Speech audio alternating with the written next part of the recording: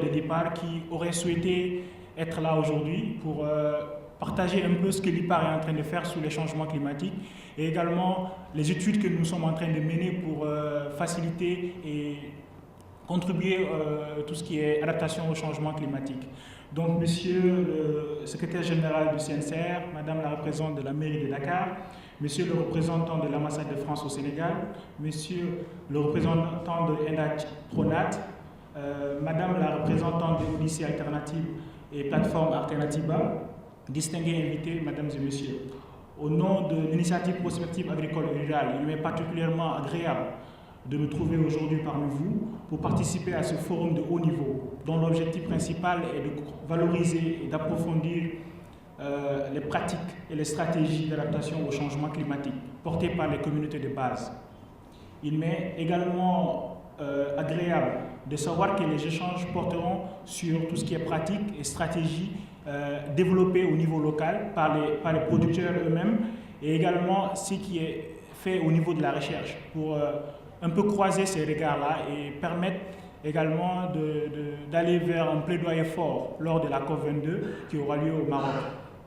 Donc je voudrais également saisir cette opportunité pour renouveler nos remerciements à la plateforme Alternativa, mais également au CNCR qui a porté ce projet et à l'ENDA Pronat pour ce forum vraiment important qui contribuera significativement à améliorer les connaissances et les pratiques sur les changements climatiques. Donc je ne veux pas monopoliser la parole, je voudrais simplement vous souhaiter un forum très fructueux avec des échanges pertinents qui permettront également de sortir d'ici avec un plaidoyer fort qui permettra au Sénégal et aux pays africains de se positionner pour la COP22 et l'atteinte des objectifs de développement durable. Je vous remercie. Comment? C'est avec le temps de remarquer dans l'espace, de voir que ce qu'on avait avant comme production, comme pluie, comme pluviométrie, comme température, ces tendances sont en train de changer. Donc on peut lier ça au changement climatique. Et également, on peut dire que quand on parle de changement climatique, il y a deux dimensions qui reviennent très souvent, c'est l'atténuation et l'adaptation au changement climatique. Et on entend par atténuation tout ce qui permet, toutes les stratégies qui permettent de limiter la production de gaz à effet de serre. Donc ça, avec ça, on parle d'atténuation au changement climatique. Et cela peut se faire par le reboisement, par l'interdiction de l'utilisation des énergies renouvelables pour diminuer vraiment la production de ces gaz-là. Mais également, quand on parle d'adaptation au changement climatique, on parle surtout des stratégies qui permettent de vivre avec ces changements climatiques. On est d'accord que les changements climatiques sont là. On ne peut pas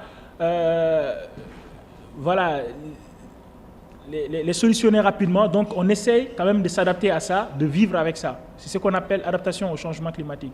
Et cela également, surtout quand on parle d'agriculture, se fait à travers l'utilisation des semences améliorées, à travers également l'utilisation du compostage, l'agroforesterie comme le fait avec ENDA. Donc, il y a beaucoup d'activités également qui sont dans ce sens-là, qui parlent d'adaptation au changement climatique.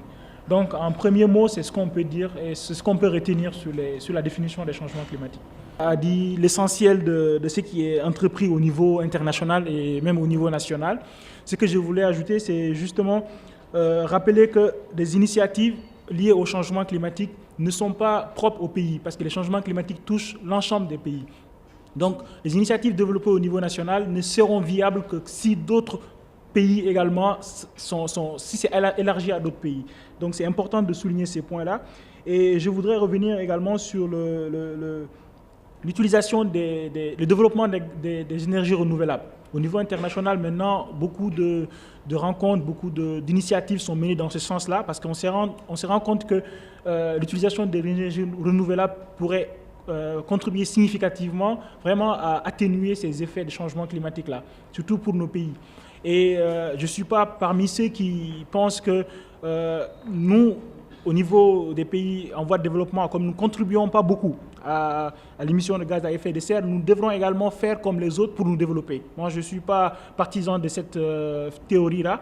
Pour moi, il est temps de repenser notre développement, de revoir comment nous pouvons aller vers le développement durable et en utilisant des énergies renouvelables et également en évitant de tomber dans ce piège-là d'augmenter les gaz à effet de serre. Il faudrait également être des fois alarmiste, comme le doyen l'a dit, et qu'il est important de savoir que les changements climatiques ont des impacts très, très appuyés, surtout pour les pays en voie de développement. Nous subissons véritablement ces impacts des changements climatiques. Il faut souligner déjà, dans certains pays de l'Afrique de l'Est, on parle de famine. Chez nous, on parle toujours d'insécurité alimentaire et cela peut avoir des causes liées au changement climatique parce que c'est la raréfaction des pluies, le fait que voilà, il y a des baisses de rendement. On n'a pas également assez de fourrage pour les animaux, donc ça fait que vraiment il y a des problèmes d'alimentation, de nutrition qui peuvent être liés aux effets des changements climatiques. Donc, au niveau international, beaucoup d'initiatives sont en cours. C'est notamment la COP21 qui a été un